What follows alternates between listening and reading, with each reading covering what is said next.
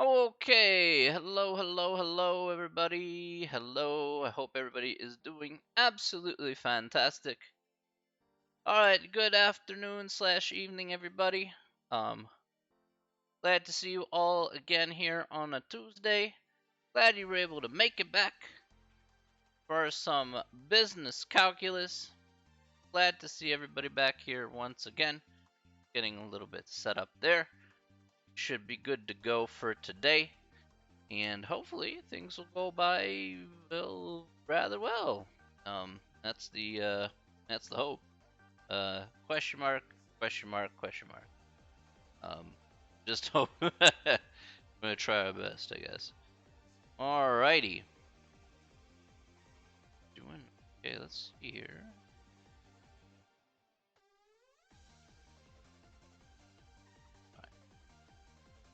All right. Okay. Good stuff. Good stuff. Stuff.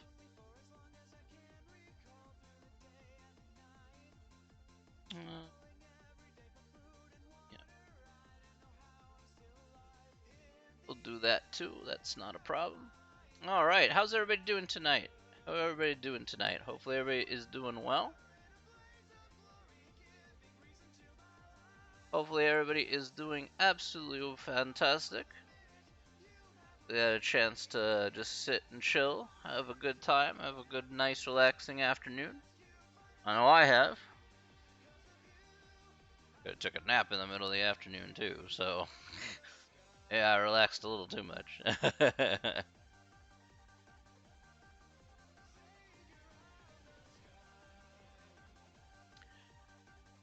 Right, we're gonna get underway in just a minute or so. We can let's do that.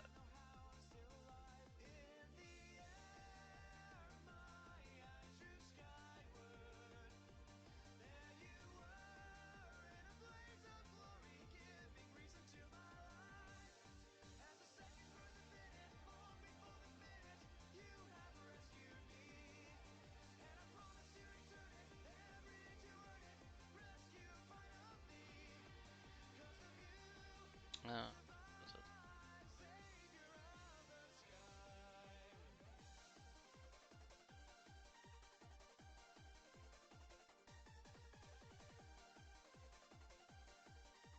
okay, go.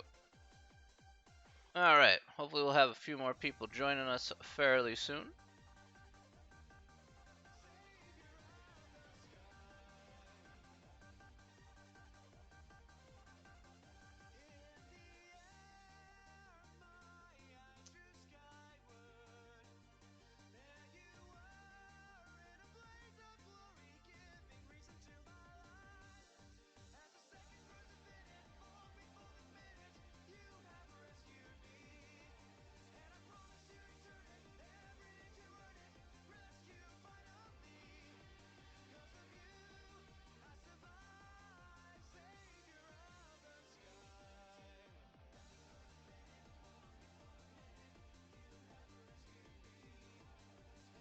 Okay, there we go. Okay.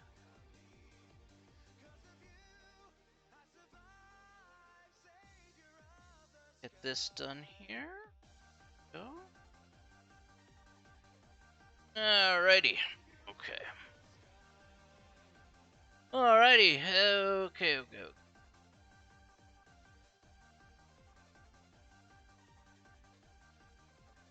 Okay. Alright. It's 6 o'clock here. No problemo. Okay. Alright. Gonna go ahead and get started here for today. We'll do some introductions. Hopefully, again, like I said, if you're in the chat, I hope all of you are doing absolutely fantastic here today. We're gonna go ahead and get going here with some new material. We're gonna start off with some new material and hopefully work our way up, get a couple of things done, dusted out of the way, and we'll keep moving forward here. All right. Before I do formally get started here, does anybody have any questions from last time. Any questions that you may have from last time that I may not have addressed? Again, type your question out in the chat if you have a question, or type no so that way I know to move forward. So,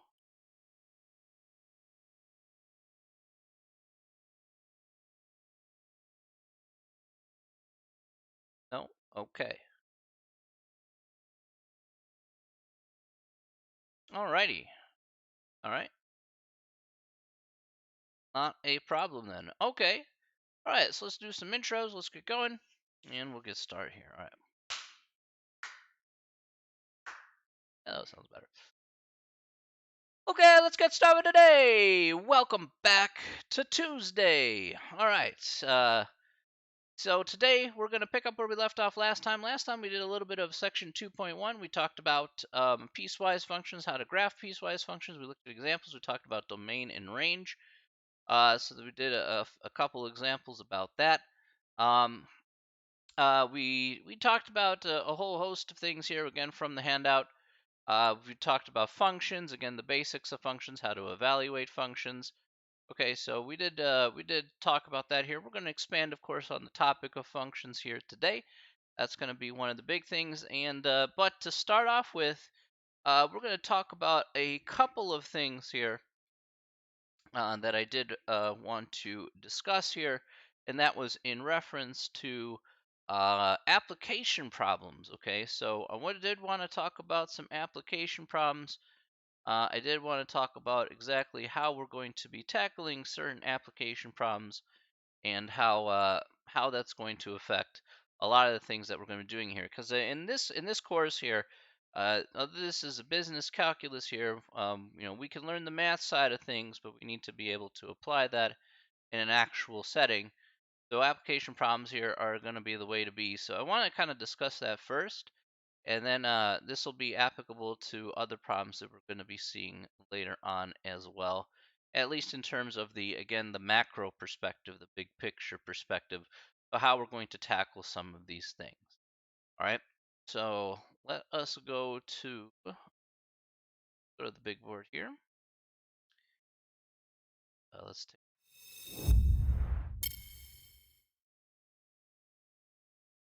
Okay. So up here I have this is the electronic textbook here. And this is again, you can find the e-text here through WebAssign. Once you sign up there, it'll be good and ready to go. And there's several types of things here that we can certainly talk about in terms of what we're going to be looking at here in terms of word problems. So the one I want to look at here specifically is going to be, say, number 62. Okay, so let's take a look here at number 62. All right, there's actually a couple of them in here. Actually, I'm going to need okay, so go ahead and bring up the paint tool.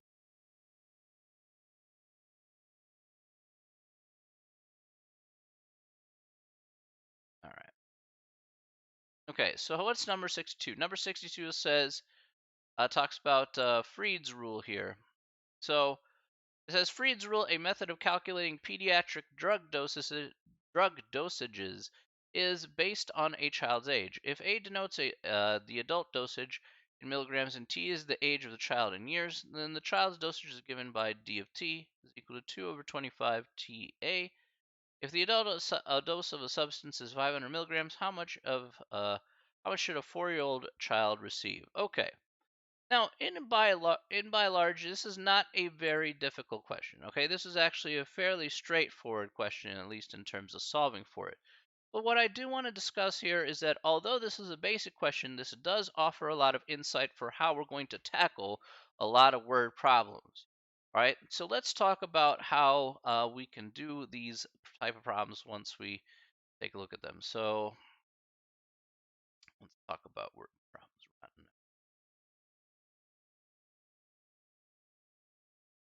problems. Okay.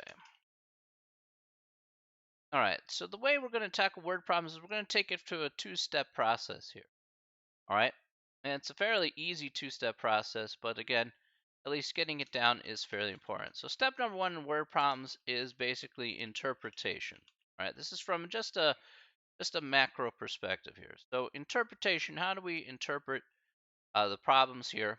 All right, so interpretation here is going to be pretty much 90 to 95% of the problem is going to be in the interpretation problem. So a lot of the time what I'm going to be focusing on here is this interpretation part here that we want to be focusing on. Because again, if we don't set up the problem here correctly, then we are going to get it wrong pretty much every single time. So uh, get it wrong 100% of the time if we don't interpret it, correctly. So want to be focusing on that here in for most or all word problems. And then, of course, the second part here is the calculation.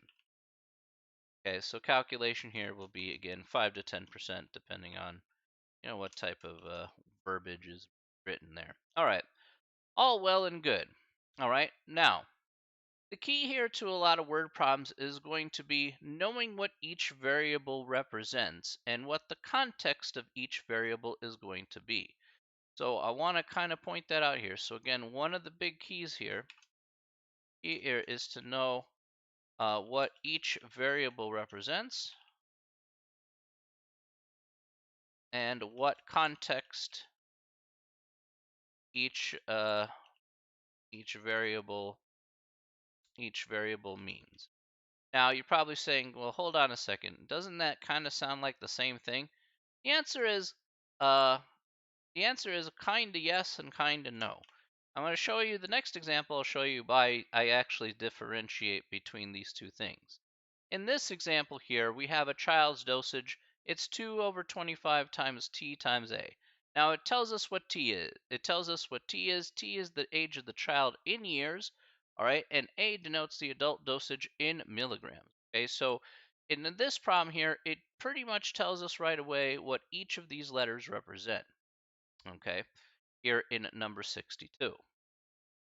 So what we want to do here specifically is, again, we have, again, d of t equaling 2 over 25 and then t times a. And we're given here that a is the adult dosage, which is given to us as 500 according to a problem. And t here is 4 because, again, we're testing it over a 4-year-old child.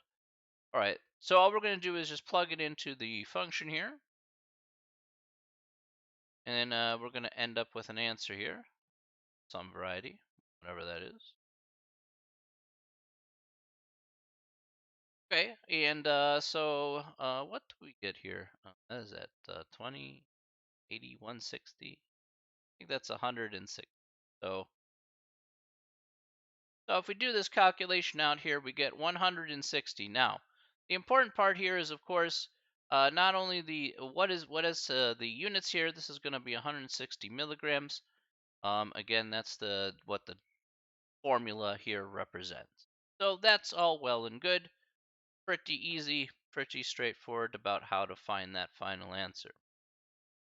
Okay, now you're probably saying, well, hold up a second. That doesn't seem so hard. That seems, rather easy, rather straightforward. I said, yeah, that's pretty fair. All right, that's absolutely pretty fair. But let's take a look at another problem here, and we'll see exactly how we can interpret this problem. So, okay.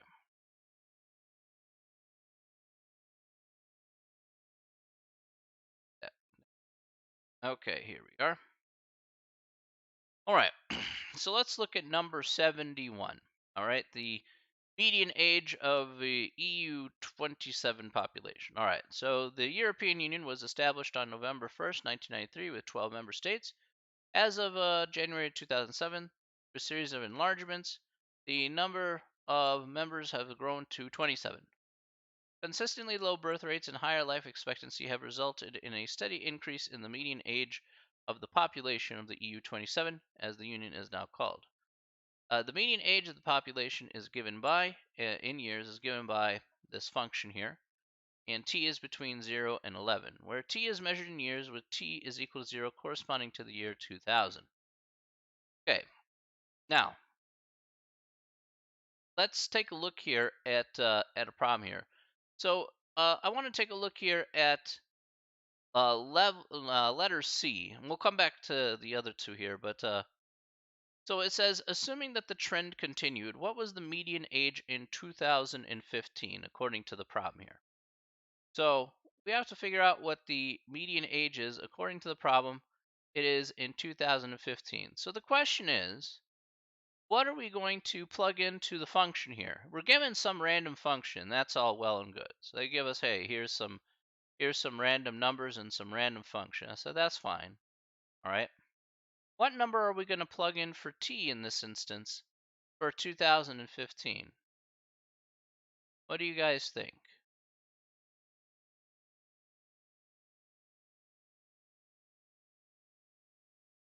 What number are we going to plug in for 2015? All right. Say, so Elizabeth says 15. Not quite sure. What do other people think?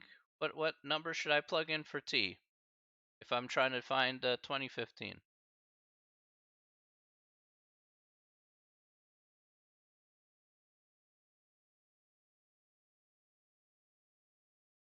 I should use 15.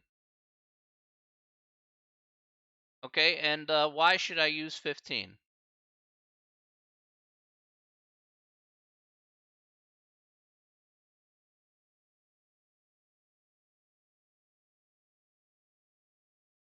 Okay. All right, so 2015 minus 2000 is 15. So yeah, okay. Good. So one of the things to be on the lookout here is t is equal in years? Just years.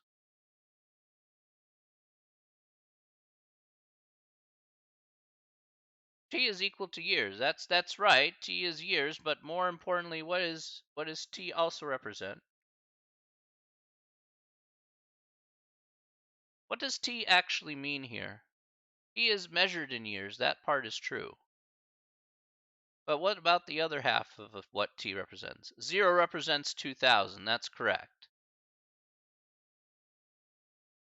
Okay, so this is where we're going to change in time, but recognize that this is really important here because a lot of word problems in this book is going to revolve around you understanding two halves of this portion.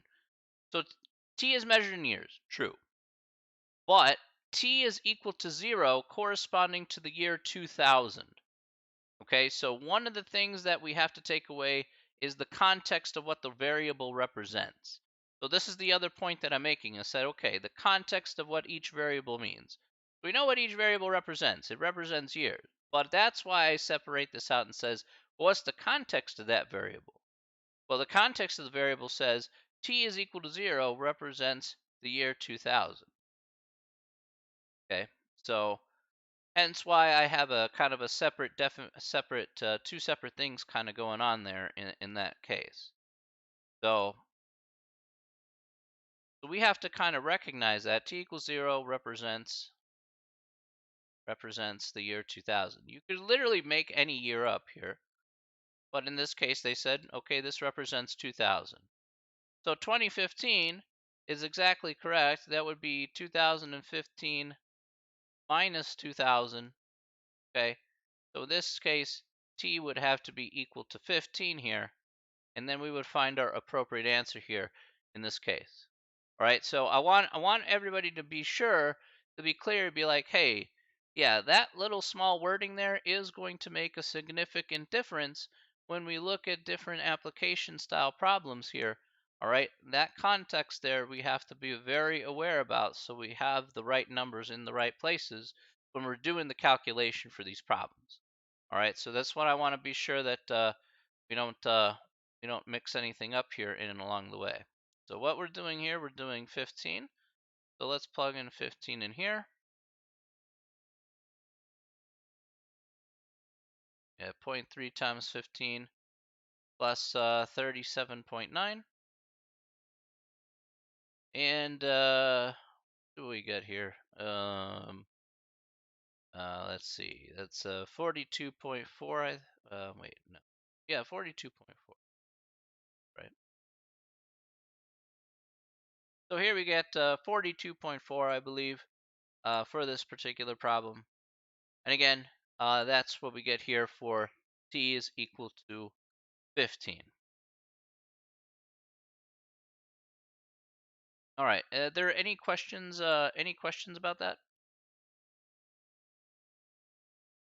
Any questions about that part there?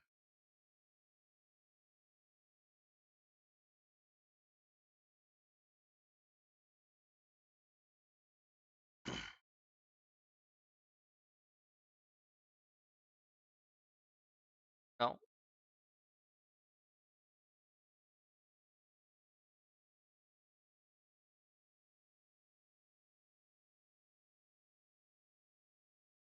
Okay.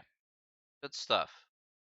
All right. And trust me, this is going to be something that will occur quite often here in the book. So again, that's why I'm kind of stressing on it here. Um, I'm trying not to try to be mean. It's just like I know this pops up quite often. So be sure we cover our bases so that way we're prepared. So once we see these, we know how to adjust them.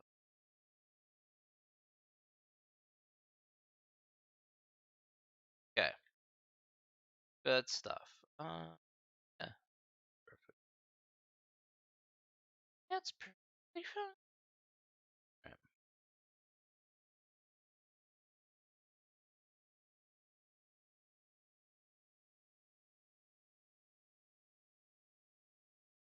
All right. Okay. So that is in regards to that.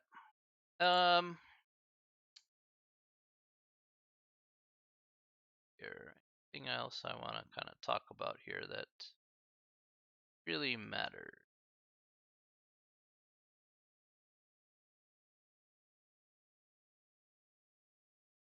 This is the vertical line test. Okay. I think all right. Okay. Okay, let's go ahead and talk about the next question here from the handout. And this is from the next section here. Then we'll talk about some more applications here. So let's talk about section 2.2 here. All right. So what we have here next is we have the sum, difference, product, and quotient of functions. Okay. So let's go ahead and talk about those here. And these up here are different notations for the sum, difference, product, and quotient of functions here. So we have f plus g of x is equal to f of x plus g of x. You're just adding the two functions here together. You have f minus g of x, which is f of x minus g of x. F times g of x is equal to f of x times g of x. And f over g of x is f of x divided by g of x. Just straight up, no problemo. Okay. Now, let's go ahead and do some examples here. And let's go ahead and see what we get. It's pretty straightforward, but I figure, yeah, let's do an example. Let's see exactly what we're working with. So there's a couple things that we'll just need to be careful about here. So we'll discuss that once we get there.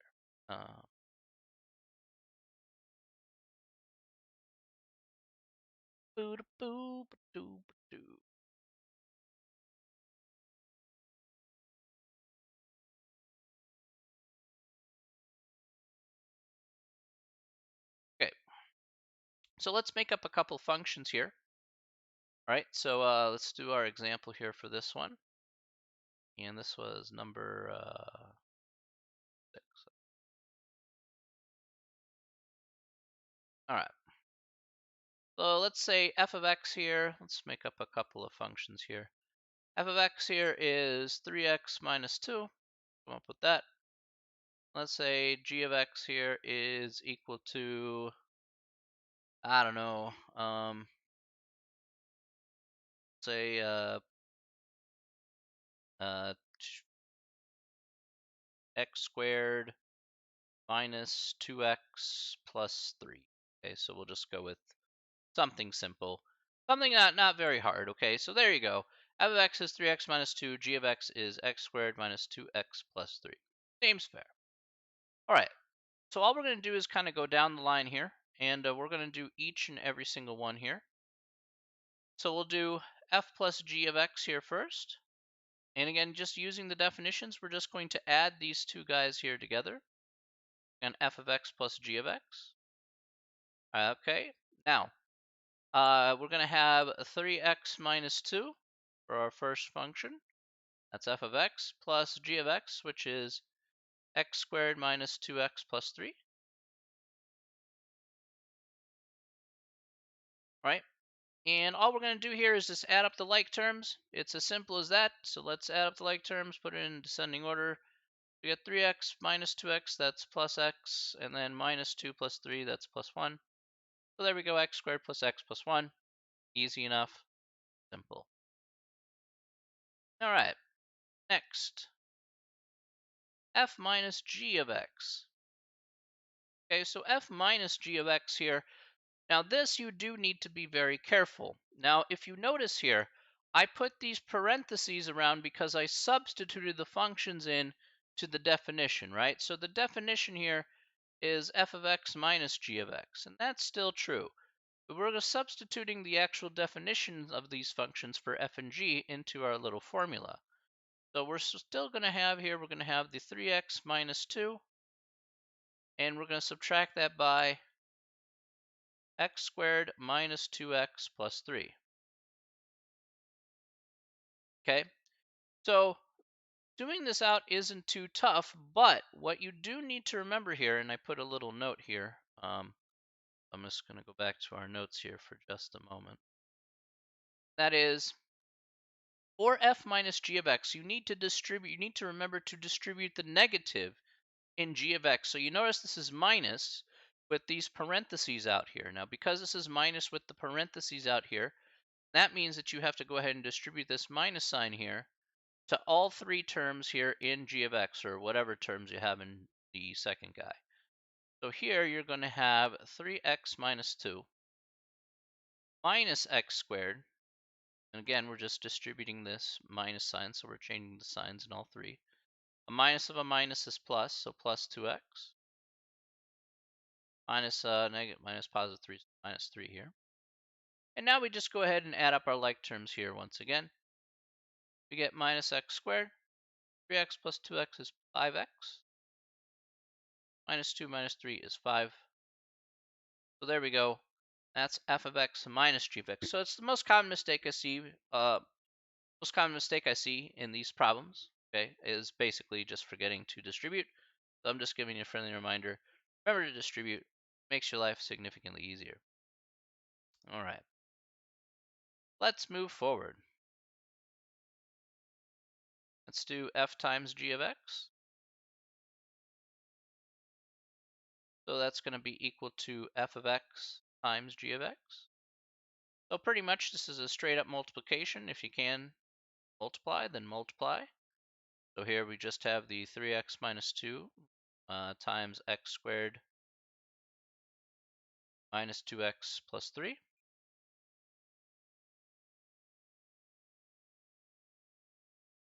All right, and all we're going to do here is distribute and add up our like terms. So we have 3x, we'll distribute the 3x to all three of these guys.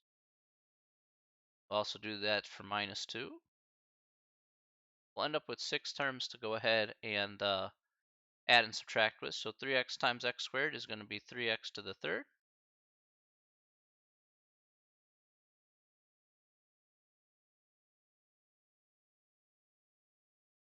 Right, so 3x to the third, 3x times minus 2x is minus 6x squared.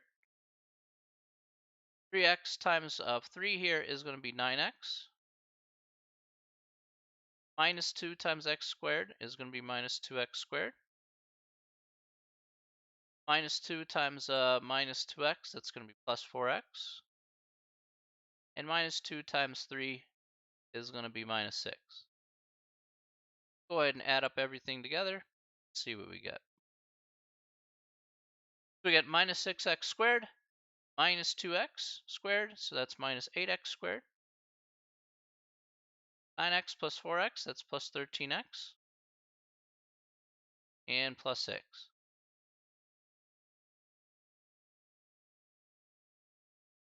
Okay, and that's all we have to do here for f times g is not so bad. It's pretty simple here. All right, good stuff. Okay. All right, last one here is minus 6. Oh, did I that let me see. Oh, you're right, it is minus 6. Thank you very much, Chip.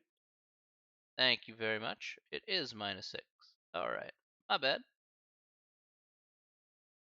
There we go. Thank you. Yeah, if I make a mistake, just correct me. That's all good. I have no problems with you correcting mistakes. So, not a problem at all.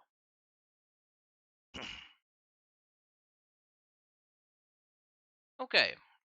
All right, next. Let's go ahead and talk about the next part here. All right, so the next part here talks about oh, not the next part here. Let's talk about the last part here, I should say, f over g of x. This one here is pretty relatively straightforward. You don't really have to do much for this one here.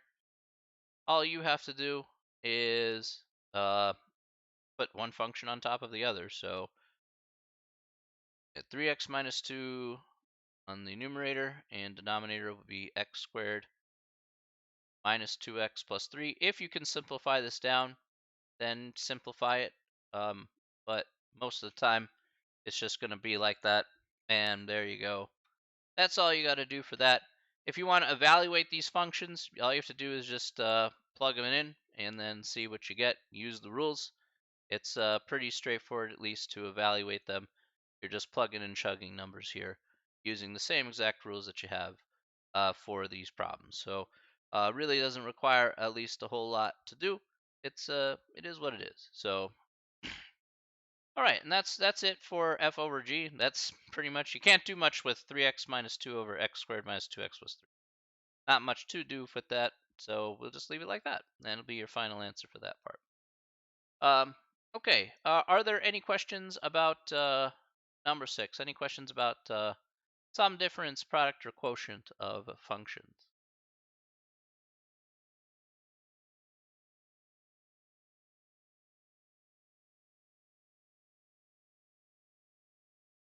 No?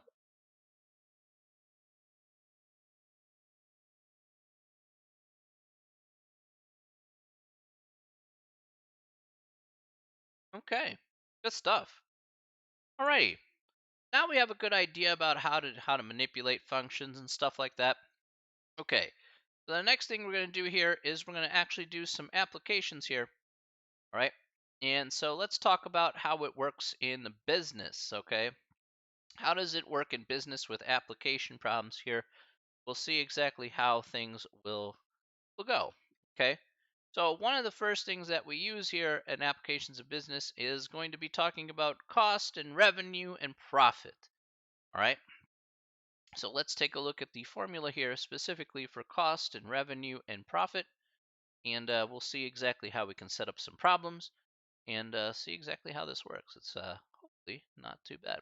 All right, so we have three different functions here. We have the cost function, we have the revenue function, and we have a profit function. All right, so the notation for each is pretty straightforward. The cost function notation here will be C of x, revenue function notation will be R of x, and the profit function will be P of x. Okay, so just using the respective letters. X here is going to represent the number of units produced or sold, okay, just depending on the context here.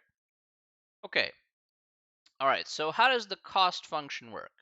The cost function works like this. It is equal to the price to produce one unit, so however much it costs to actually produce one unit, times x, that's how many units we produce, all right, plus a fixed cost. Now you're probably wondering, what is this fixed cost that we're talking about here? In business, a fixed cost pretty much typically talks about, say, let's say your initial investment. So take this for example. If you were like, let's say you're an owner of a Little Caesars, right?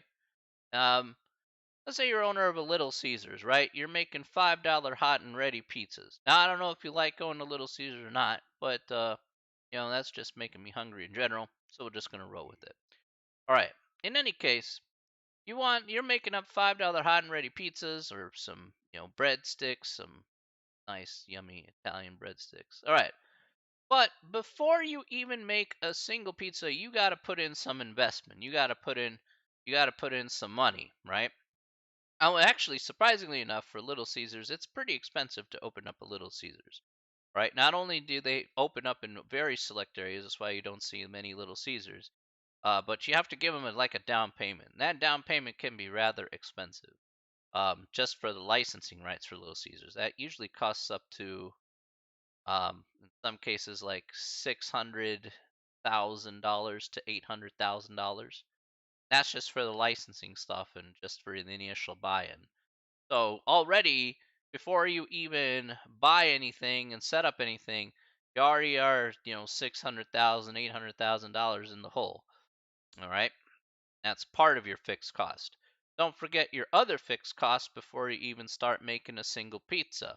The other fixed cost is you need to buy some retail space, and you need to buy, of course, all the equipment behind the scenes in order to start running in order to start running the Little Caesars. So you're talking cash registers, you're talking the coolers, you're talking, the ovens.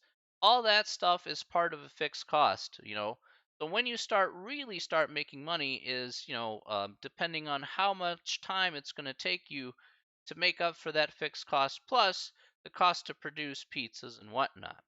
Okay, so that's something that you have to keep in mind when we're talking about a business. Is you have to, of course, accrue a debt, and then you have to be able to pay down that debt, and then you'll be starting to make profit after you cross a what we call the break-even point, which we'll talk about in just a second. All right, but that's where this fixed cost is really coming from here. That's why, as you probably know, that's why many businesses fail within the first year or two, because the fixed cost can be quite high. Even though you have good ambitions and whatnot, the fixed cost to make those sort of things could be quite high. So you just have to be careful trying to keep those costs down from the initial outset. All right. Next is like revenue. Revenue here, of course, is how much you make after selling the item. So again, the price per unit here times X, which is the amount of units that you sold. Okay, so if you have a $5 hot and ready, well, then that's going to be 5 times X. How many $5 hot and ready Little Caesars pizzas did you sell? There you go. All right, so pretty easy. And the profit here is equivalent to revenue minus the cost. Okay, so the revenue, how much you sold minus how much it cost you to produce said items. Now, the break even point here basically talks about when we start actually making profit. All right, from going from in the red into the black. Okay, that's why we call it Black Friday. They don't call it Black Friday. They call it Black Friday not because of the huge crowds, by the way, although that's not very great. They call it Black Friday because that's when businesses start making money, start making profit. So from going into the red, making not making money, going into the black, gearing up and getting ready for the holiday season. I don't know. Has anybody worked Black Friday before? Anybody would work Black Friday? Because working Black Friday, let me tell you, working Black Friday is brutal. You have? I'm so sorry, man. Working Black Friday is so brutal. Oh my gosh. Yeah, people like literally fighting in the aisles. It's crazy, man. People get absolutely bananas over like. You know, I do my best. I do my best not to work Black Friday ever. I mean, I could totally understand that. I do my best. I did my best when I was working retail never to work on Black Friday either. I try and avoid that like the plague. It's terrible. Like you see a line snaking out the door and you just dread and fear. You're like, "Oh my gosh, how many people are just going to be, just inundating the store?" You're like, "Oh my gosh." The only time I stood in line once for my mom for buying a TV on Black Friday at like a Best Buy, and I'm never doing that again. That was a disaster. All I wanted was just a television. She's like, I want this TV. I'm like, fine, I'll go get it. Now I just stood in line for 2 hours out in the cold.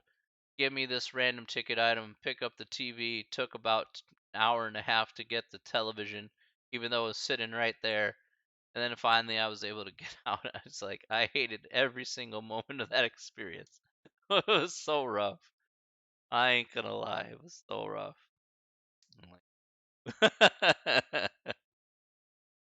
so much boo. All right. Let's do some examples here. I think we need to cleanse ourselves a bit. All right. Let's do some examples. See how we can get on.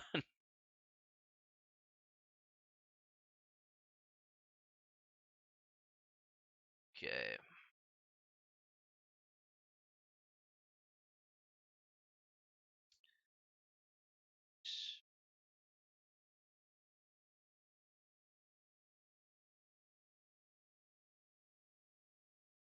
All right, so let's look at number 64. All right, let's do it. 64. I'll erase all this stuff here.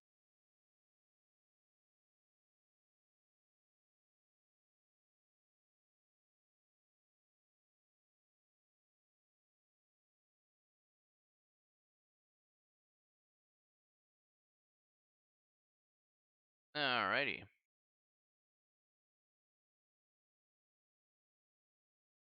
All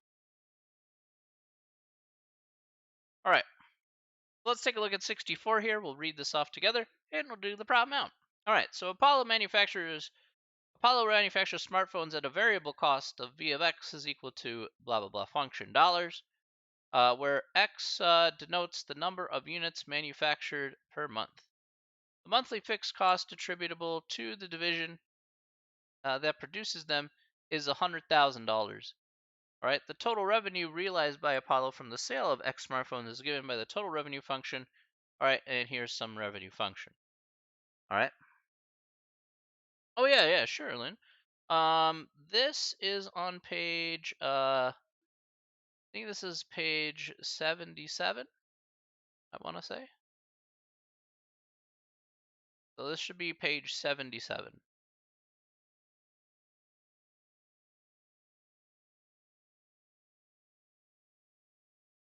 Either page 75 or 77.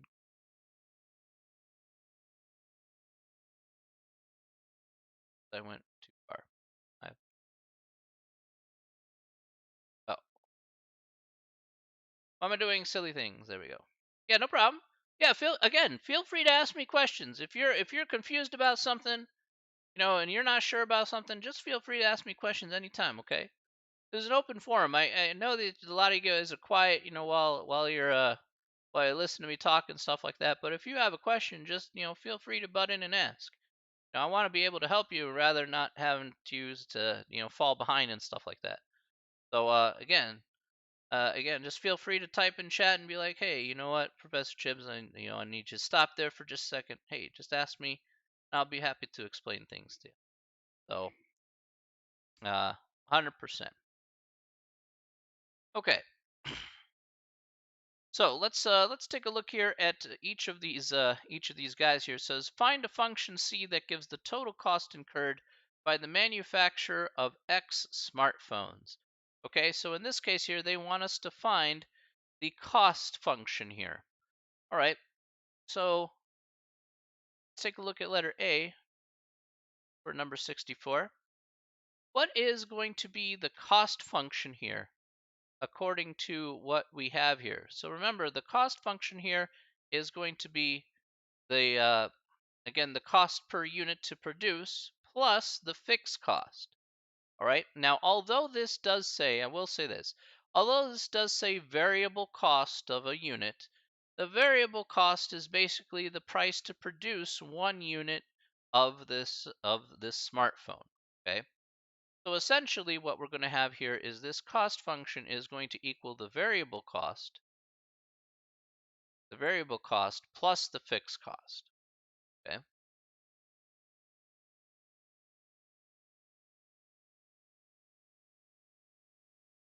Okay, so don't let that intimidate you in any way, shape, or form.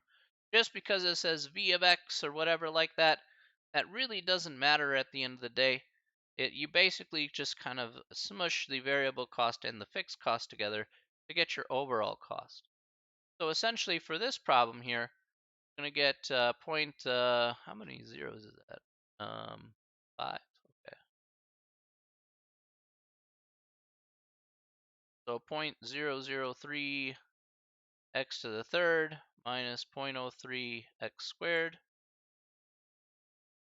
plus 200x, that's our variable cost. And then all we do is add the fixed cost here, which according to our problem is $100,000. So plus that extra 100 grand for, let's say, all the equipment and stuff. Okay. Are there any questions about how we found the total cost here?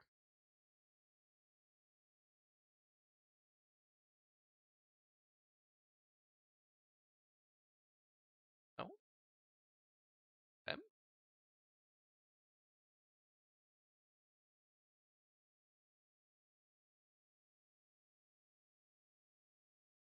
Okay. Well, let's answer letter B then. So can we answer letter B then? So we have letter A. That's good.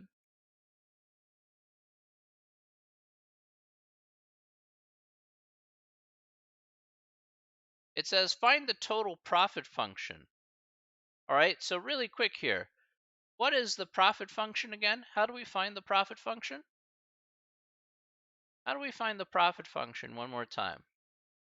What is that? What is that equal to in terms of our revenue and cost function?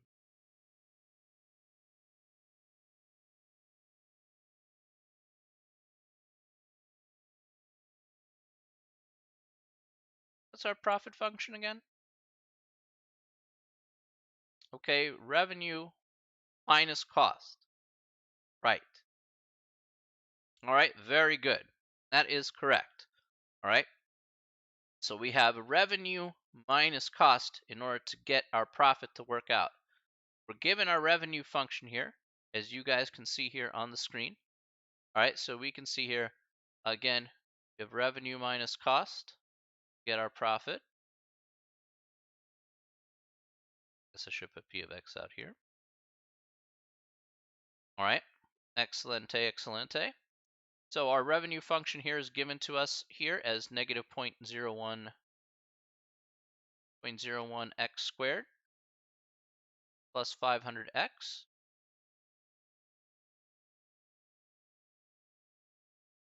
Okay, and we're going to go ahead and subtract by all this stuff up here.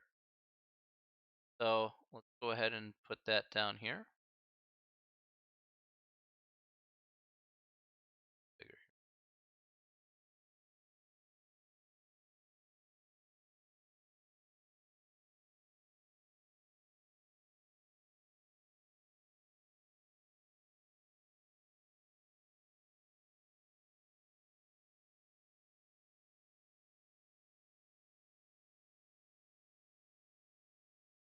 One more. Okay, now this is our revenue minus our cost. Now what's something that we have to remember here in this particular case? So now that we have this written down here, okay, we got the revenue function minus the cost function. What's something that we have to remember once we want to put this together? What's the important thing to remember here for putting this function together? Okay, distribute the negative. That's correct. All right, so before you do anything, all right, you're going to distribute this negative sign to everything inside of this function. And then go ahead, add your like terms, do whatever you need to do, all right, in order to find your profit function. Okay, so I'm going to do that first. And I know it seems like, wow, this is long, but I get it. It is long. But it's important because we do need to make sure that we have the correct signs in order to do the last part here. So I'm going to have plus 0.03 x squared. Again, that'll turn to plus. going to have minus 200x and minus 100,000 here. So now we'll just go ahead and add up our like terms. We're going to end up with minus 0.1234 3x cubed. We have the x squareds here, so we have negative 0.1x squared and plus 0.03x squared.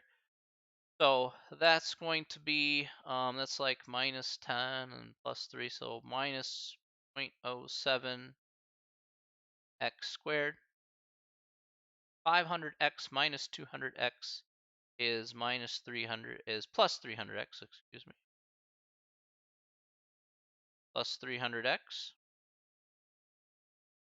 And then minus 100,000. Nothing to add that with. All right, so this is our profit function right here in this particular case. All right. So this here is our profit function after we put that all together. So this will be helpful for the last part here of this particular question. So the last part here, I'm just going to go ahead and read it off here. So while we still have this on screen here, it says, what is the profit when 1,500 units are produced and sold each month? So with 1,500, say, smartphones, let's say we produce and we sell 1,500 smartphones. Underneath this profit and profit function here. So all we're going to do here is plug in 1,500 for part C using this function that we have here in part B. So let's go ahead and plug that in. So we'll put a 1,500. There we go. So we got 0.07 times 1,500 squared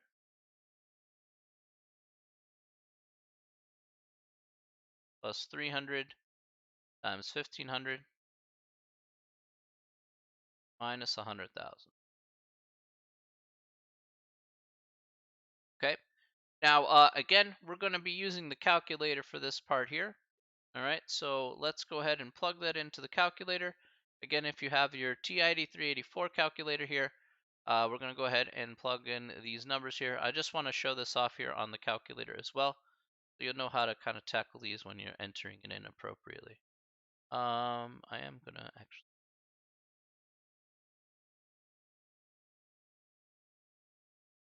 maybe take out the calculator. Okay, so here we get, again, negative 0.00003. Again, in parentheses here, we're going to put 1,500 to the third power here.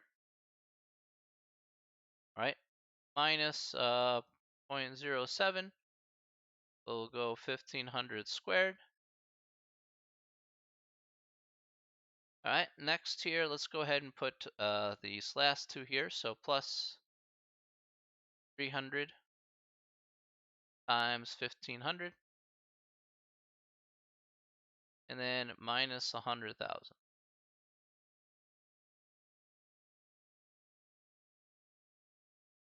Okay, and so if we do this here correctly, we're making $182,375 in profit per month.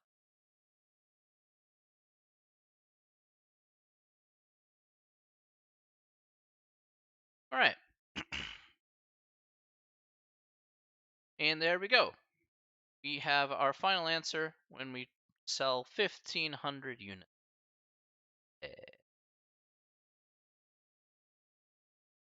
Okay.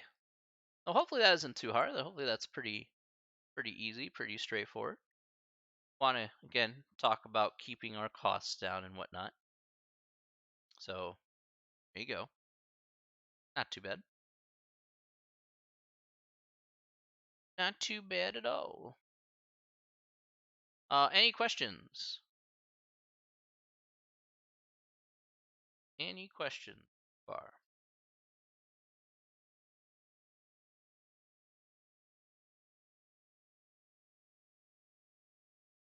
Well, that was easy. You'd be like, yeah. Or, at least I don't think so. Question mark.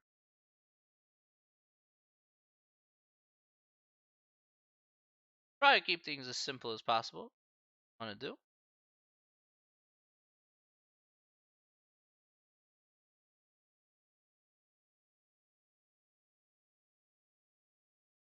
Uh,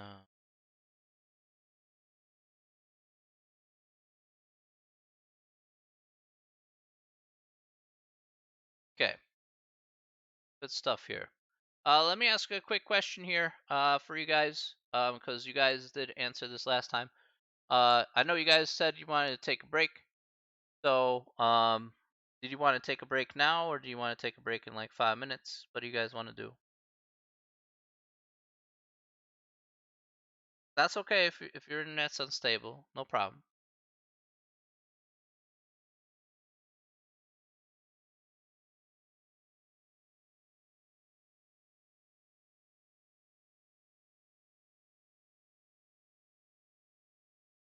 Just at least ask that. Let you guys let you guys decide.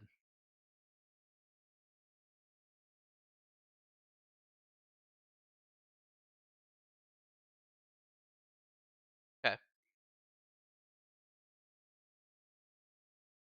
10 minutes. Okay, fine. I have no problem with that whatsoever. Okay, easy. It's easy. All right. All right. I will certainly take that into account. 100%. Um.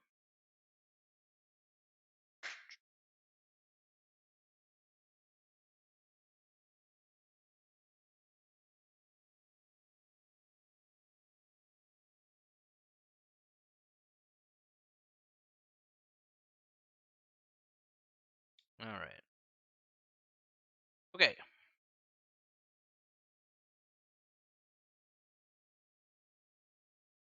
That's good.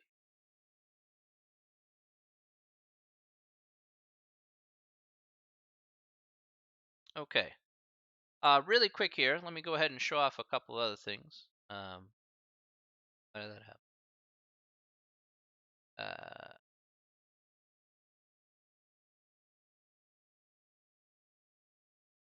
not gonna lie, not sure what.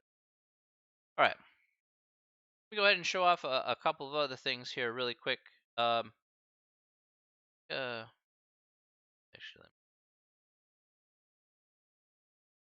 you know what, that's fine. All right, let's go to the last question here, and then we'll talk about some other things. All right, so question 8 here. What is the composition of two functions, and how do we evaluate it? All right, so let's talk about this last part here for section 2.2, talking about the composition of two functions. So the composition of two functions is like a function composed by a function inside another function. So basically, like a function inside of a function is essentially like a composition of two. Therefore, the domain of the inside function is part of the domain of the outside function. Okay, so like one function's inside, another function is outside. Now here's the notation that you'll see here. Notation you'll see here is like FOG of x, or GOF of x, or FOF of x. Now, in this particular case, order does matter here when we talk about a composition of functions. All right, so when we talk about a composition of functions, order does matter. Whatever comes first is the function on the outside. Whatever comes second is the function here on the inside. Okay, now there are several questions in here that talk about a composition of sorts. Comes to certain functions here. All right, so there's a all right, so let's take a look here at several problems. All right, so let's say we're given a couple of things. We're going to go ahead and use this. I actually want to keep the definition up here, and we'll look at how we can.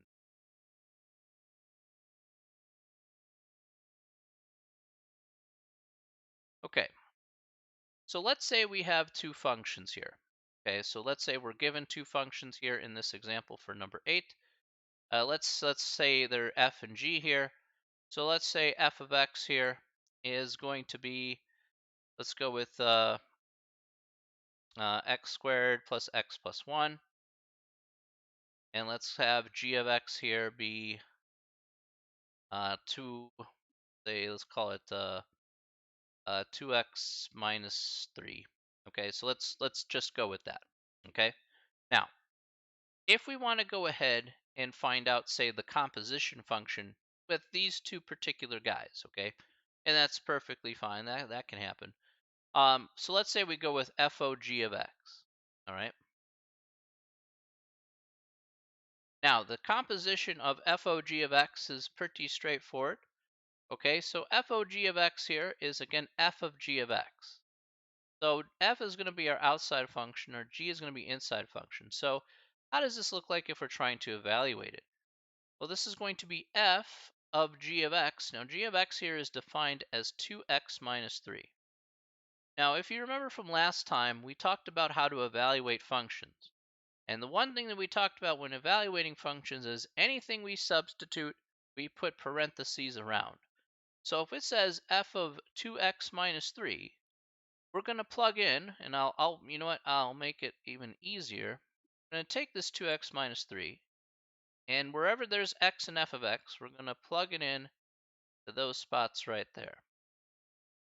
Okay, we're just going to plug it into those two spots right there to get fog of x. So we're going to have 2x minus 3 quantity squared plus 2x minus 3 plus 1. Okay, we're not multiplying by 2x minus 3. We're not doing that. We're just plugging in the function here of 2x minus 3 in for every x in f of x in this particular case. So if you do this out here, you can expand 2x minus 3. I'm just going to kind of quickly paraphrase it. We have a 4x squared minus 12x plus 9 plus 2x minus 3 plus 1. Okay, and go ahead and just add up the like terms here together. We got 4x squared. Let's see, we got minus 12x plus 2x, so that's minus 10x. 9 minus 3 is 6, plus 1 is 7. Okay. So there we go. That's how we find FOG of x. Okay, so that's FOG of x for that particular part. Now, what happens if I go in reverse? What if I did GOF of x? Now, the reason why I'm going to do GOF of x specifically is I want to showcase exactly what this answer is going to be. Understand that this is not multiplication. All right, this is not multiplication. This is completely separate than that of multiplication. Let me go ahead and show off why this is different than multiplication. So GOF of x is, by the definition, is G of f of x. So meaning to say, my outside function is g, my inside function is now f.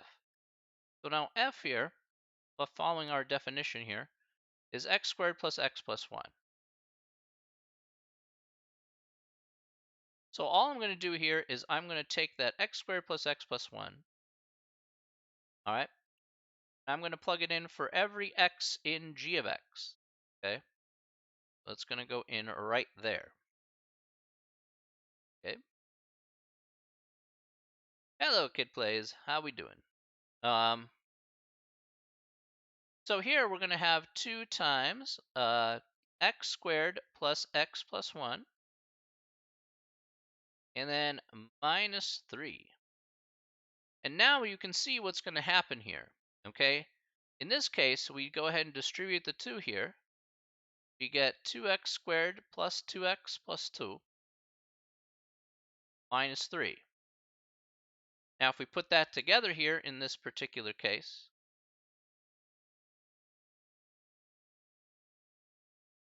we're going to get 2x squared plus 2x minus 1. So notice that these two answers here, FOG of x and GOF of x, are two completely different answers. I'm doing good, Kid Plays. I hope you're doing good. So since these are two separate answers here, that's why it's not multiplication. Because if multiplication would be like 3 times 2 is 6 and 2 times 3 is 6. We go one way, we get the same answers. We go the other way. With composition, that's not true. All right, with a composition of functions, you absolutely are going to get two different answers here if you go one way or the other. So order matters here a lot when it comes to composition. So I wanted to point that out there in this case.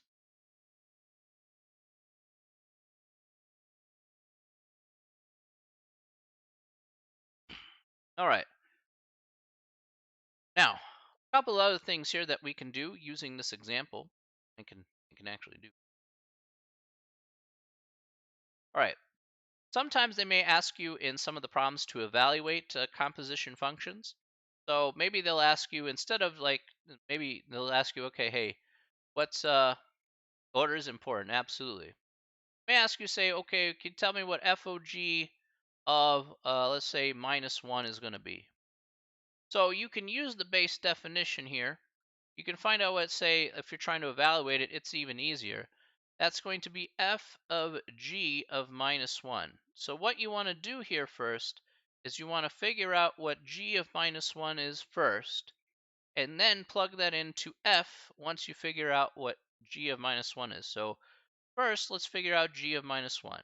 G of -1 is just basically taking 2 times -1, subtracting it by 3, and here we get -2 minus 3, which is -5.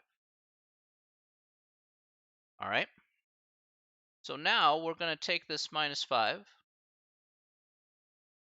We're going to plug that in to this guy right here. So what we're going to be looking at here next is we want to look at specifically find out what f of -5 is going to be.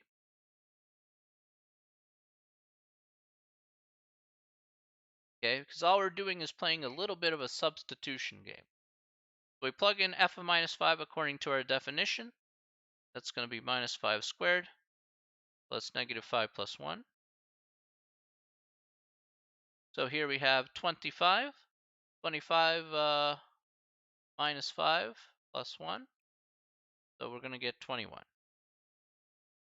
So if we want to know how to get, how to evaluate these functions, you can go ahead and do so here by just doing a couple of quick and easy steps.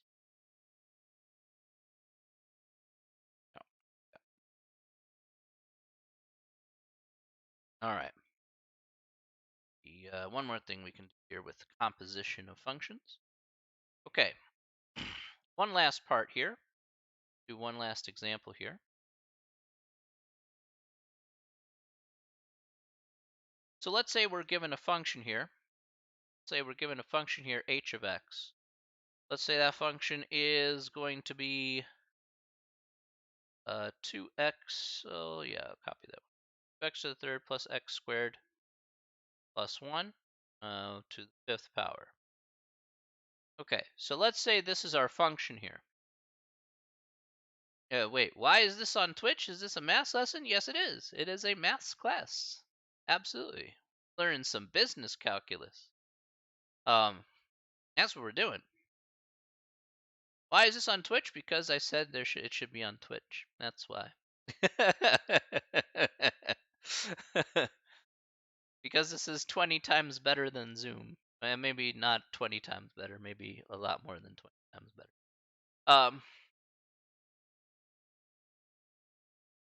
Okay. So what we want to do here for this particular problem is basically let's find two functions that compose to this function here. So we're going to find an f of x and g of x and g of x. Should be an and here. And g of x so that h of x equals fog of x. So if we compose this, this is what should happen. All right, we should get this function here. So we're just kind of working backwards is basically what we're doing. So we can find a couple of functions. Can I be here? Sure. Absolutely. You're more than welcome to stay. 100%, my man.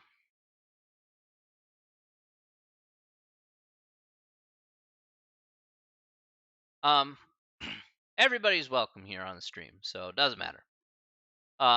Trust me, you're just fine. Okay, so we want to find two functions that make up somehow an f and a g, so that way it's going to be equal to this function that we have here, this 2x to the third plus x squared plus 1 to the fifth power. So we need to find a function f and we need to find a function g. That's what we need to do. And again, knowing what f of g of x is, that's going to be f of g of x. We need an outside function, we need an inside function. So our inside function is g of x, our outside function is f of x. So can anybody come up with an f and a g here? Again, f being outside function and the g being the inside function here. Let's start off with the easiest one here, at least in this case. What is the inside function here? What do you think the inside function here would be in this case?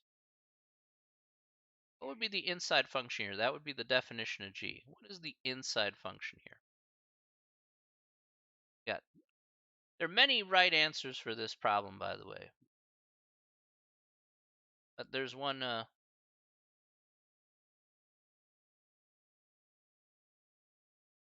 right. 2x to the third plus x squared plus 1? Okay, that's correct. So this part here, very nice, Elizabeth, that part here is the inside function here. 2x to the third plus x squared plus 1 would be our inside function. All right.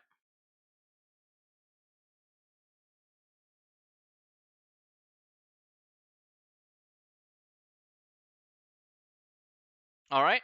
What would be our outside function then? What's our outside function? So our inside function is what's in the parentheses. Completely agree, right? Our outside function here is x to the fifth. That is correct. Right. So we have an inside function of whatever this gobbledygook is.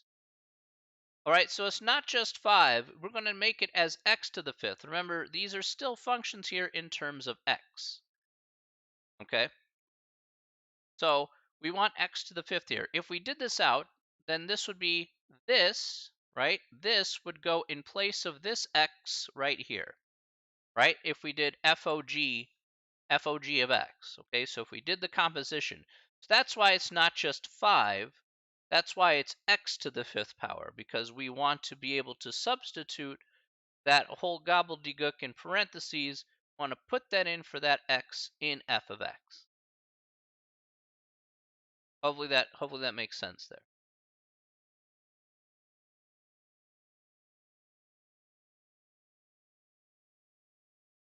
So again, we're just playing a lot of substitution games here at the end of the day. All right, cool. Okay, so that's what happens when we, we kind of compose a couple of things together.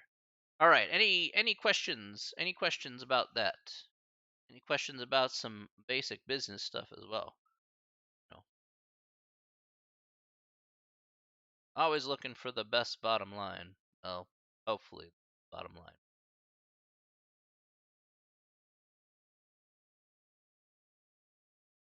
Although there's a little few issues about business these days that are quite troubling, that's for sure.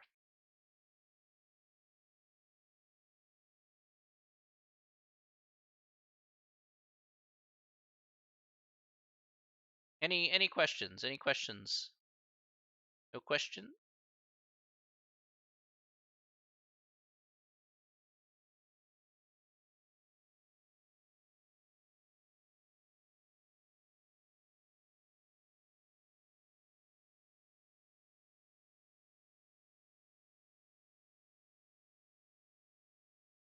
You guys like to take your short break now? Is that fine? You take a short break? I don't have a problem with taking a short break. I went a little bit over time here, but I wanted to show off that example here. Yes. Okay. All right. Let's take a short 5-minute break. All right. We're gonna come back at 7:15. Okay. That's what we're gonna do. Come back at 7:15. I'm gonna switch to my main cam here. Do it. Put on a little bit of mute reasons.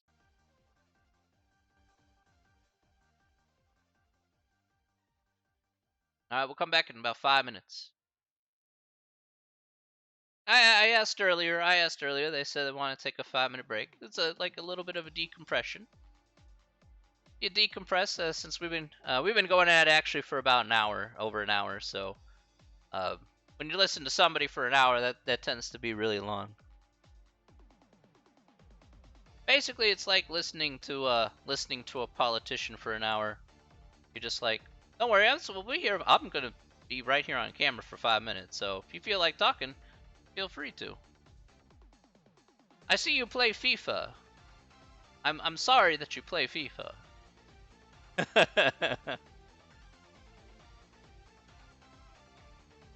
FIFA's a game. An evil game.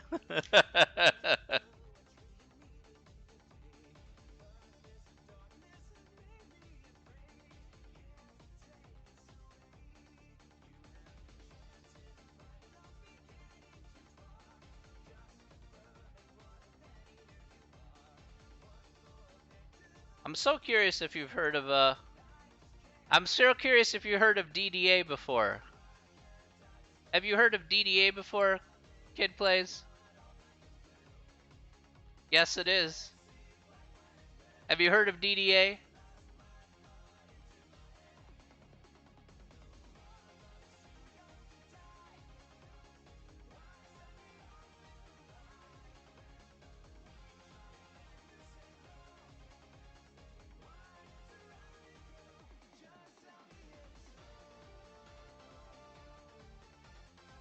Currently, I'm playing Call of Duty. That's what I'm playing. I'm playing Cold War. That's what I'm doing. Not DDA Drogba. Unfortunately, Didier Drogba is a great player.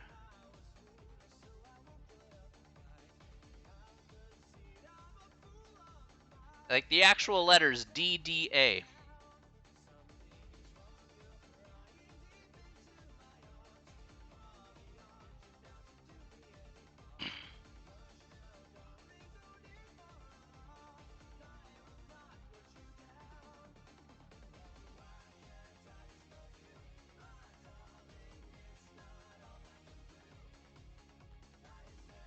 So I guess I'll explain what DDA is if you're talking about FIFA.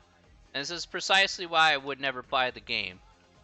Because DDA stands for Dynamic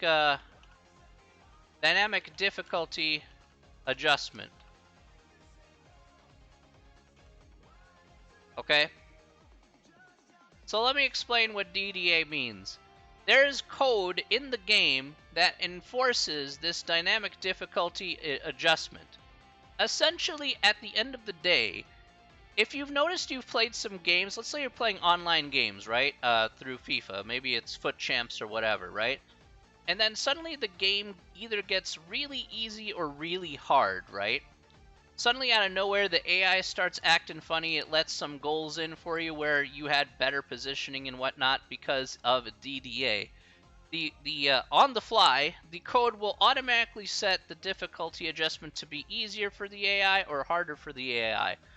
Therefore, it gives you either that makes the experience tougher for you or it makes the experience easier for you in certain games.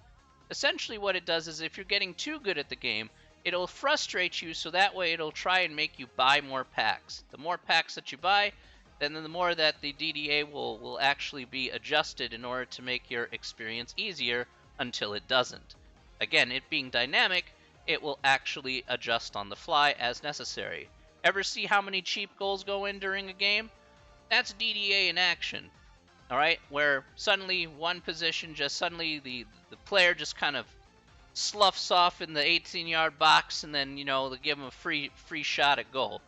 And you're like, well, my guy was right there. Why does he step in front of it? Well, that's part of DDA. It's a really nasty way to basically affect your psychology during the game in order to get you either happy or frustrated and basically trying to compel you to buy the packs more and to play the game more.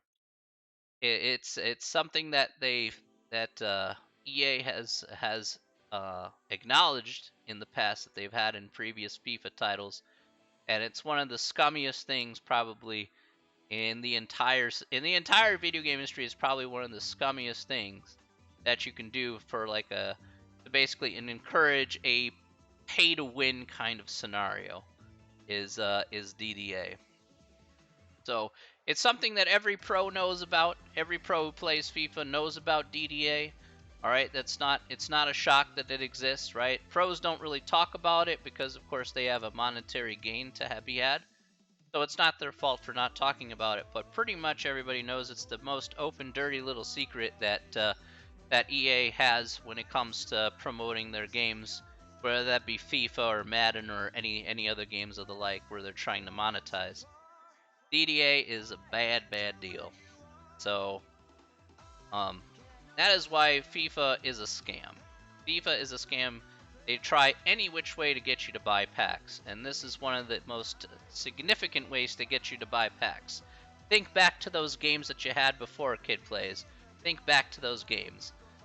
Think about that.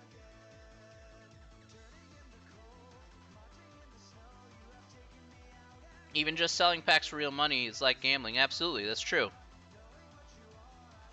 You think back to some of those games that you had that you say I could have won and that the AI screwed you over. Yeah, in some ways, in a lot of ways, you're absolutely right. The AI did screw you over. Yes, it did.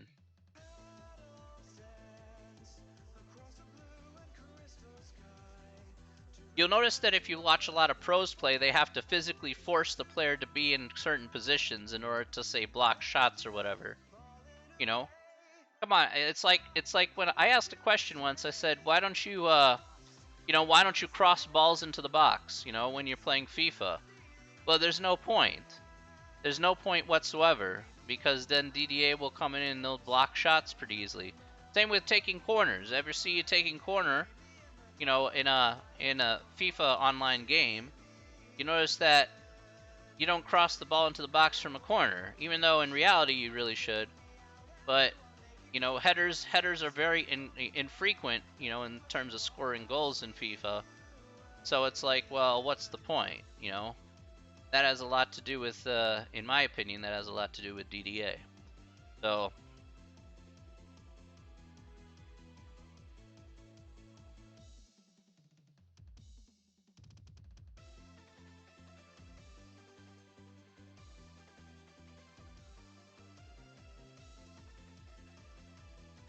yeah, exactly.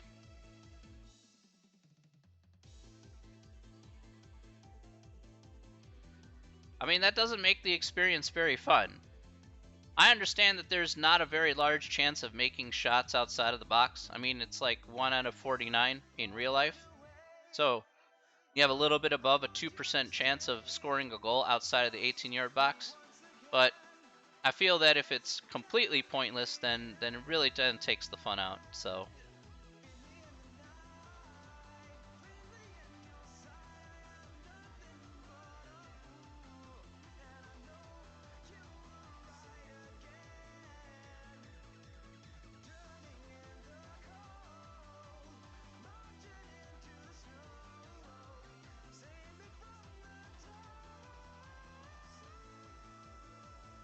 alrighty.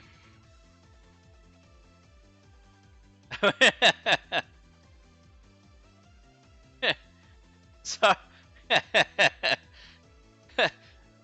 I'm trying to make math a little bit more enjoyable, just slightly, just slightly. I'm trying to talk about realistic things.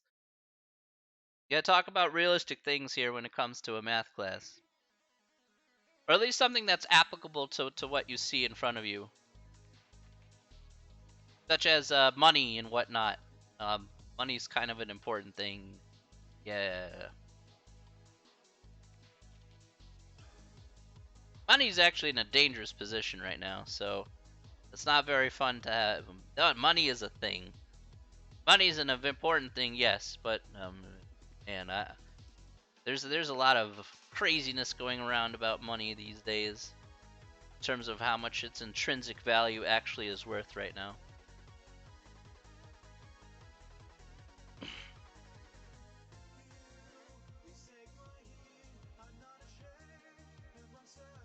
It's an application of methods, yes. There's a lot of application of methods, but knowing those fundamentals is very important.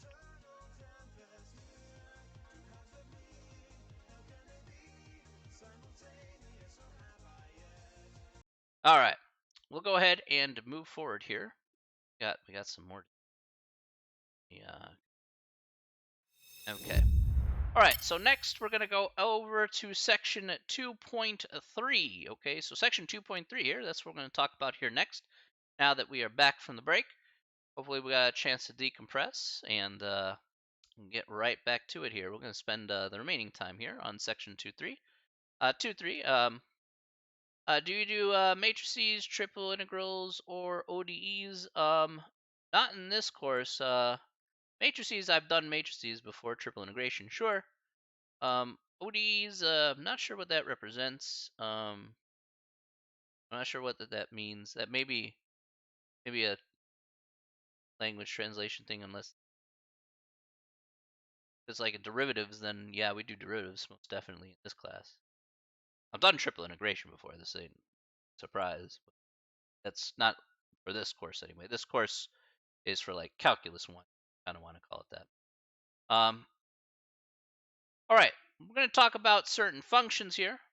All right, so let's take a look at number one. Number one says, what is a linear function? Okay, what is a linear function? All right, so we're going to be talking about ordinary diff. Oh, okay, I haven't done diffie-qs in like forever. It won't be in this class here anyway. I don't expect us to do diffie-qs. That's like a whole separate course. All right, so what is a linear function? A function basically is of the form y is equal to mx plus b, or f of x is equal to mx plus b, whichever way you want to call it here. Now, a couple important things here regarding linear functions here. Let's talk about how that's going to go. A couple important things regarding linear functions is, first of all, m is the slope, aka the rate of change. So if we have a graph that is of a line, which is what all these graphs are, so that's what I put down here. All graphs of linear functions are lines of some sort. So again, that line is going to increase, decrease, or stay constant. One of those three things is going to be true. Again, what we want to specifically look at here in some of those linear equations, because again, we can do some linear modeling, is basically look at the rate of change. How fast is it, increasing? How fast is it decreasing per unit? Okay, so for example, how much more profit would you make for every unit that you would produce, or whatever the case may be?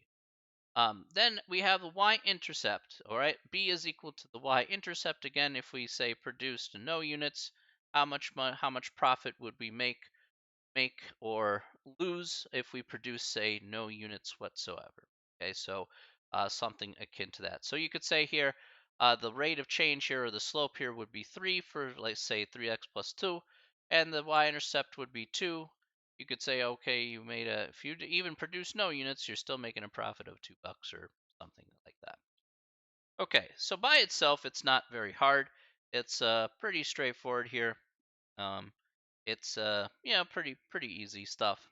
Again, you always want it in the form of y is equal to mx plus b, or f of x is equal to, again, y and f of x are the same thing. So again, you can have it in both cases. Okay. So really quick here, let's go ahead and all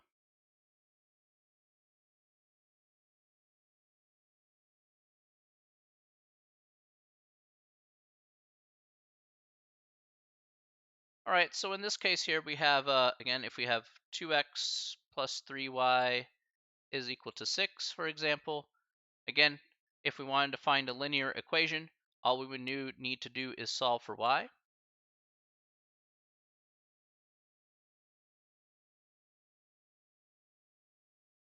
So if we solve for y here, we're going to have, again, we're just going to take this 2x, we'll subtract by 2x here. We get 3y is equal to 6 minus 2x. And then we divide by 3, but we divide by 3 everywhere.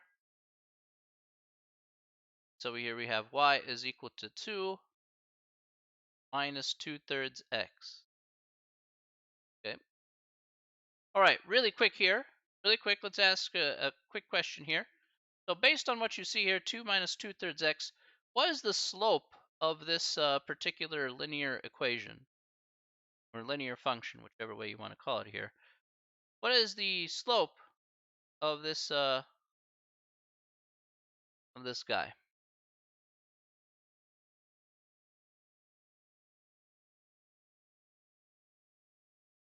Okay, good. All right, just testing you out here. Slope here is definitely negative 2/3, 100% correct. What's our y-intercept?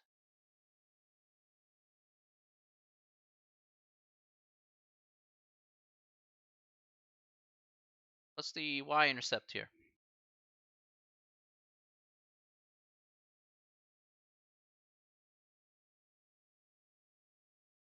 2. Okay, perfect. All right, good stuff. Easy peasy lemon squeezy. All right.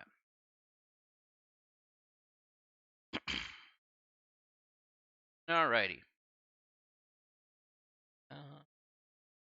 Yeah. Okay. All right, very good. Okay. All right, next. Let's go over the next question here. So, by far and large, it's at least as a basic concept, that's not too hard. And we're going to skip a little bit ahead here. Um, let's talk about question number 2. Question number 2 says, what is a polynomial? Okay, so the way a polynomial works is like a polynomial is an equation or function of the form f of x is equal to a1 x to the n plus a2 x to the n minus 1 plus dot dot dot plus an, where a1, a2, all the way up to an are any numbers you want them to be, and n must be a positive integer. Okay, so that's one thing that it has to be here. The powers of x have to be positive. Okay, so they can't you can't be a polynomial and have a negative power. So if you have, say, x to the minus 1 power, for example, that is not considered a polynomial. It must be a positive integer at the end of the day. So go ahead and underline that. It is rather important. So an example here would be, say, 5x to the third minus 2x squared plus 10x minus 1. All right. Now you could, like I said, you could put this any numbers here in front of any which one of the terms, and that would be fine. Again, just the powers here are really what are the more important parts here if it is going to be a polynomial. All right. Again, they have to be positive integers for every power. Okay, that has to be non-negative power. All right. Okay, so what we talk about here specifically in a polynomial is we talk about the degree of a polynomial, because that basically determines what type of equation that we have here. For example, what type of functions. We could have quadratic functions, linear functions, okay? We could have cubic functions, and so on and so forth. All right. And the way we kind of determine that is basically determining the degree of that particular polynomial. Now, the degree is going to be equal to the highest power in any term in the polynomial. Now, let me go ahead and show off a couple of examples in regards to this. All right. Now, I'm going to show one here that is that would be reflective in the book, and one that may not be reflective in the book, but may pop up here later on. So, do want to actually do both examples here, so that way we can see exactly how this will work out. So let's say we have this first one here. Let's go with this.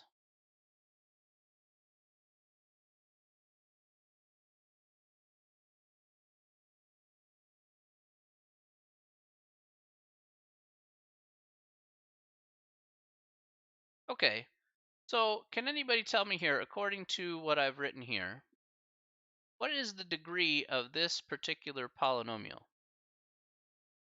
What is the highest power you see in any term in this polynomial? We have 3x squared plus 10x to the third minus 7x minus 2. What do we have there in this case? What's the degree of this particular polynomial?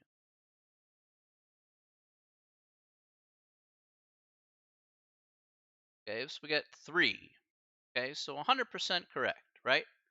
3 is going to be the degree of this particular polynomial, right? No problem. All right, easy to see. That's the highest power you see, no matter what term it is, and no matter how it's written in order. It doesn't have to be written in order. Okay, a polynomial can be written in any order, but we're looking for the highest power in any term. And the highest power in any one of those terms is 3, x to the third. That's your winner, winner, chicken dinner. Okay. Now, that's just one example there, okay? But we need to look at another example here, one that does pop up a little bit later on. So let's say we had a polynomial that looked like this.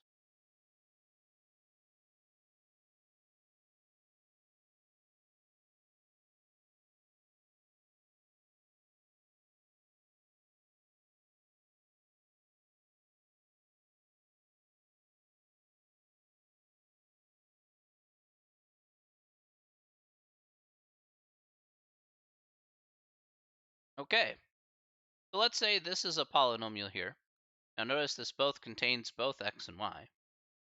But can anybody tell me here what would be the degree of this polynomial? What's the degree of this polynomial here?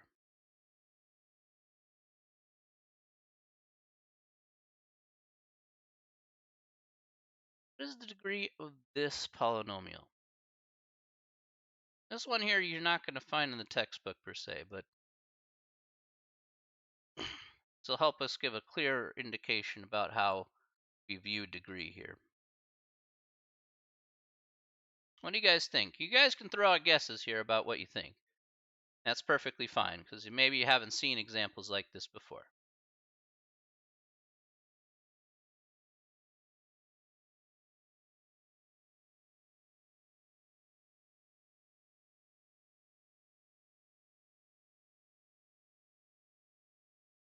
Okay, some of you said 2. All right, let's get some more guesses in here. I see some 2s in here. Any more guesses?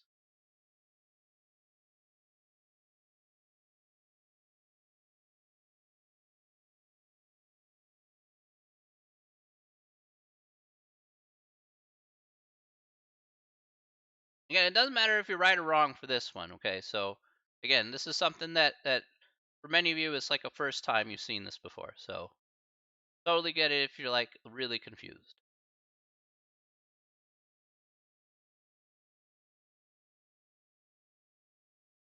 It actually says 4.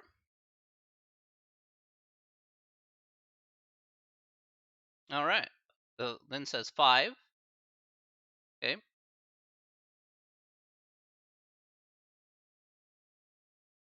Be like that guy on The Price is Right who always bets $1 is the last bid. Anyway, um, everybody does it. Okay. Let's go ahead and put the degree here. So the degree here is going to be 4. 4 is the correct degree. All right, so let's talk about why it is 4 here. In this case, the way degree works, it is the highest power in any term in the polynomial, but I guess I could add one little thing here. It is the highest combined power in any term in the polynomial, okay?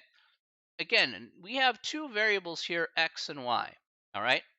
But we can combine these powers, and that would be considered as part of the degree. So for example here, if you take a look at 7xy squared, well, that's x to the first and y squared. So you actually have the first power 1 and plus 2, which is 3. So this is a degree 3 term here because you have 1x and 2 y's. The second one here is that you have 2 x's and 2 y's. So in fact, that's a degree 4 term as a result, okay, because you have 2 x's and 2 y's. So like these two terms are you're more comfortable with, like 5y would be a degree 1 term since that's y to the first, or you have 3x, again that's to the first power. So again, those would be degree 1, and degree 0 would be like 2 since there's no variables, no letters associated with that. So the thing is that this is a degree 4 term, this would be a degree 3 term as a result. Again, 1 plus 2 is 3, being 2 plus 2 is 4. Hence why this would be a degree 4 polynomial as a result. Okay, so this type of equation here is something we will probably see later on in the class when we do, say, partial derivatives and whatnot. All right, so we will see this guy here a little bit later on in the course, but at least you see that now about how we may actually tackle those kind of guys. So all of you had some very valid guesses there, 100%. All right, I have no problems with those guesses. I just want to be sure that you guys Get there. I was adding all the y's to get 5. Yeah. And that's a very, that's a valid guess too, because you're like saying, well, I see 5 y's there. Maybe that's the degree. The key here, though, Lynn, is that it's going to be any term in the polynomial. So again, the key there is going to be any term in the polynomial. Hence, we want to look at it, one at a time. And we're going to say each one of these is like its own little separate chunk. All right, and then we want to see, well, how much is the combined power in any one of these little pieces? That's what we want to be looking at. Okay. All right. Very good. Very good. Very good. All right. Let's take a look at number 4. We're going to look at other types of functions here. Number 4. What is a rational function? So a rational function is where we have f of x is equal to n of x over d of x. N of x is the numerator function, and d of x is the denominator function. It's very, very easy. You just have one function on top of another function.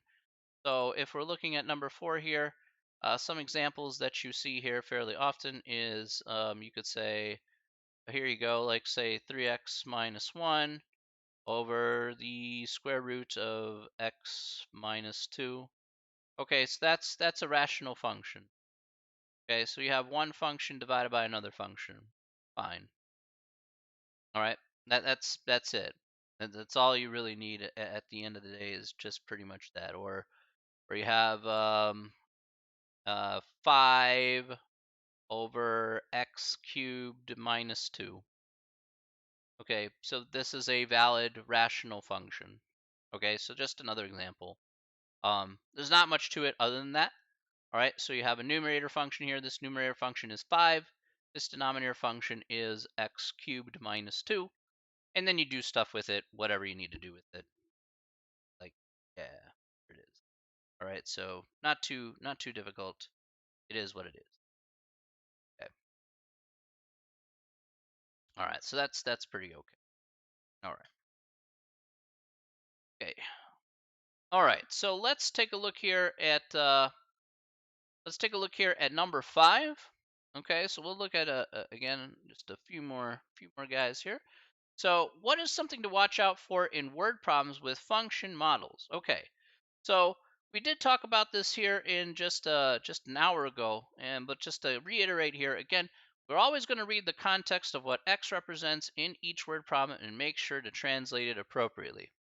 Okay, so let's do a few more of these type of problems here because there's a few more different looks about how we can do some of this modeling here, and we can see exactly how things will work out. And the one I want to do, there is one specific problem I want to do that will be very helpful, at least a more realistic perspective type of problem. So go ahead and go over to that question here.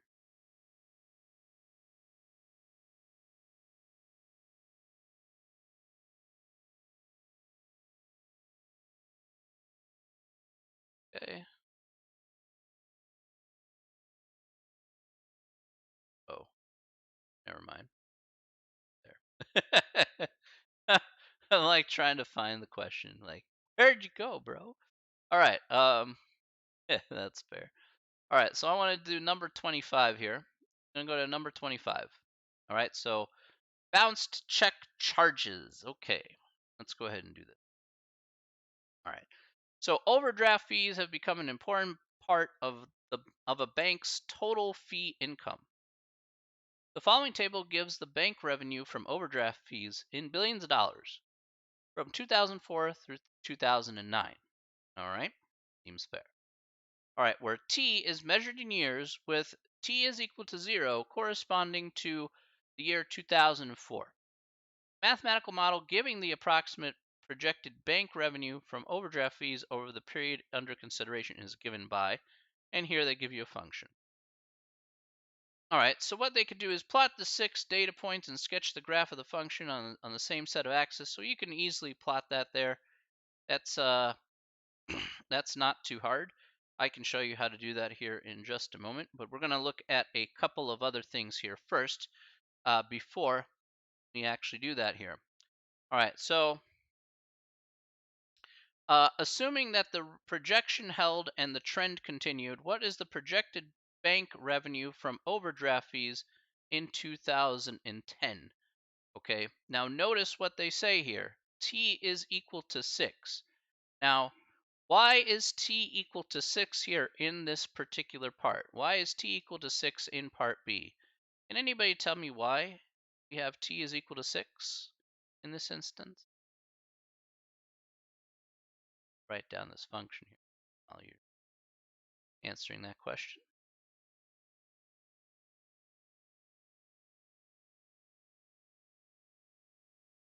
All right, 0 represents 2004. Right, so we talked about the context of what the variables represent, right? So that's correct, okay? That is definitely correct. 0 represents 2004. So we cannot forget what each of these numbers represent. So t with zeros is 2004. Right. That's correctly when, right. Exactly. So if we want 2010, 2010, it will be 2010 minus 2004.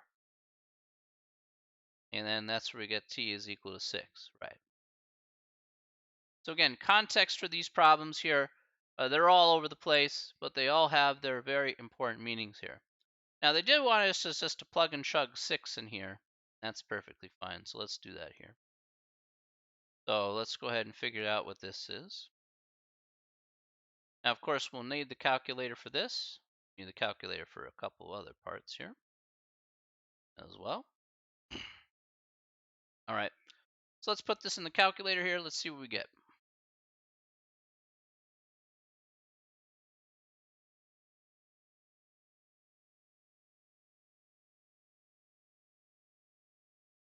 All right. So here we get 40.26. All right. So that's based off our model, that's what we should have here. 40.26 seems fair. All right. So we should be making, in total fees, the banks should be making $40 billion in overdraft fees. Man, what a rip. All right. Rip your wallet. Seriously. It was pretty bad actually. um all right. So fair enough, that's letter B. Let's answer a quick one here. Okay. Let's look at letter C here really quick, and then I'm going to go back to letter A. I'm going to show that off here. So, letter C, what was the rate of increase of the bank revenue from overdraft fees over the period from 2004 through 2009? What is the rate of increase of the bank revenue from overdraft fees over the period from 2004 through 2009? What is that rate of increase? You're probably saying this is a really quick problem here. Give you a hint for this one here. This one here is just purely observational. Okay, so you don't need to really figure out the numbers here, per se. It's been done for you already.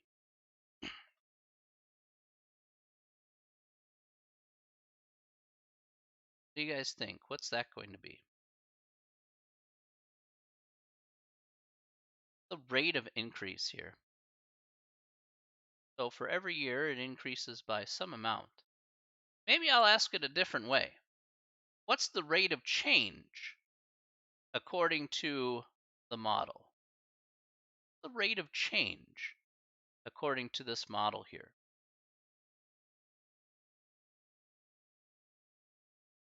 2.19.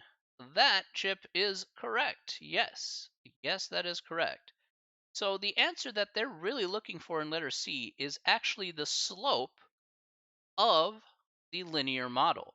Okay, so this is a linear model because it's like a y equals mx plus b sort of thing. But 2.19 represents the slope, i.e. the rate of change. All right. So if it says, well, how is it increasing in rate? Okay, that's essentially what they're asking for here. Okay, remember, every year it changes. So every year we go up by 1 year, right? It changes by 2.19 units, okay, or in this case, billions of dollars. All right, so that is essentially what letter C is asking you here. It looks like a trick question. In reality, it's not a trick question. In reality, it's just like, okay, it's just asking you for that concept of what does rate of change mean in that particular case. Okay, now let's take a look at letter A. Now A says plot the 6 data points and sketch the graph of the function on the same set of axes. All right, now plotting these is not hard, and sketching the graph is not difficult. All right, in this particular manner. Now these are the 6 data points that we see here: 0, 1, 2, 3, 4, 5, and then these are the actual revenue. Um, they want this function here. You can find that here via the calculator if you want the function to work out the way you want. So let's take a look at that. So if you want that to work that out on the calculator here, we go ahead and go to y equals. We can go ahead and do our function here, which is 2.19. In this case here, we don't have a t, we'll just call it x. It'll be the same thing here. And 27.12, we can hit the graph. And all we need to do specifically is we need to look from 0 to 6. So I'm going to hit the stat. We're going to hit actually not the stat key. Pardon me. We're going to hit the zoom key here, and we're going to go ahead and see which one fits. So I think go to zoom fit here. Okay. So if you want to see what the table is going to be, say from 0 to 6, we could take a look at second and graph. You can see what these values are. You can see we start at 27.12 and work our way up to, say, 6 was 40.26, for example. You get 38.07, and then you can plot these points as approximate as possible. Essentially, it's just a line that increases, forever, but you get the general idea. You can translate from a calculator over to paper. That isn't too difficult to really do in that instance. So certainly there is that. All right, good stuff. Any questions about that so far?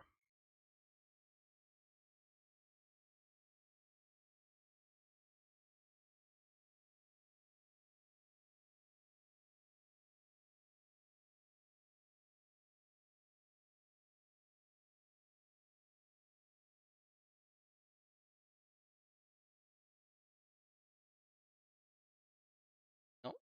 Okay. All right. All right. Okay. I think we're out of time for that. I guess I'm gonna have to save that for next time.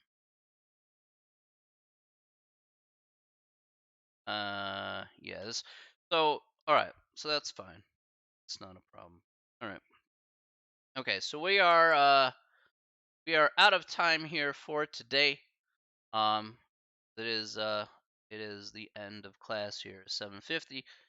But what we're going to do here next time, we're going to continue moving forward here. We're going to do number 6 here. That's what we're going to start with, which is talking about one more application here in section 2.3, which talks about supply and demand and references finding equilibrium price and quantity. So we're going to take a look at a couple examples of those to start off with tomorrow.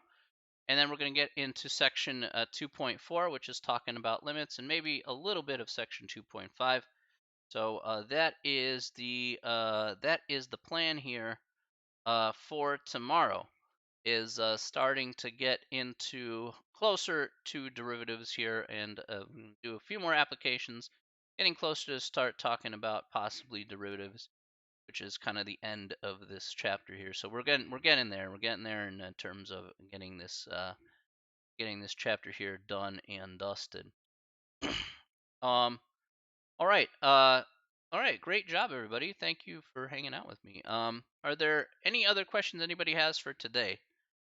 So, first part took a little bit of time because we want to explain a few things from last time, but good thing we got that.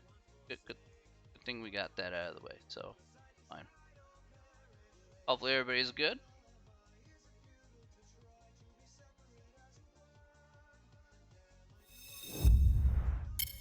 Yeah, no problem. You know I'm here to help. Anytime, anytime. Anytime I'm here to help. You know how it rolls. You know how it rolls, everybody. There you go. That's how it is. Yay. All right. All right, ladies and gentlemen. Ladies and gentlemen, thank you. Thank you so much for coming on out here to the stream today. Once again, all of you are what makes this absolutely fantastic. I love you all very much. All right, we will come back here tomorrow. All right, at the same time here, 6 o'clock, same place, right here on Twitch. Thank you so much. And as always, everybody, stay safe, stay healthy, but most importantly, stay sane. All right, everyone, take care of yourselves. Have a wonderful night. You know where to contact me if you want to contact me on Discord or email. Feel free to contact me. All right. In the meantime, though, take care of yourselves. We will see you tomorrow. All right. Have a great one, everyone, and take care of yourselves. See you later, everybody. All right. Bye.